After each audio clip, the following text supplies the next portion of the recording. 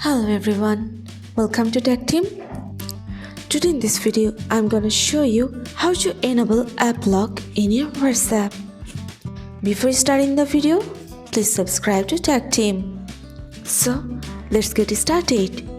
For this, you have to open your WhatsApp. Now here, you can see three dots. You have to press on this.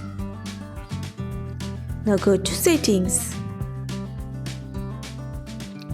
Here you can see the option of privacy. Click on this.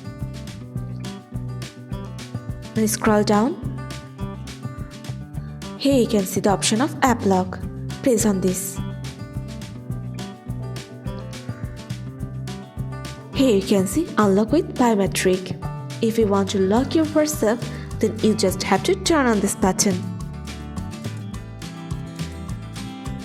Use your biometric. Set your lock time.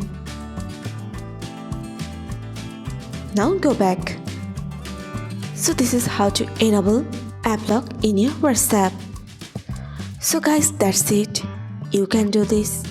I think this video is very helpful to you. If it was, then give a thumbs up and hit the subscribe button. And thanks for watching.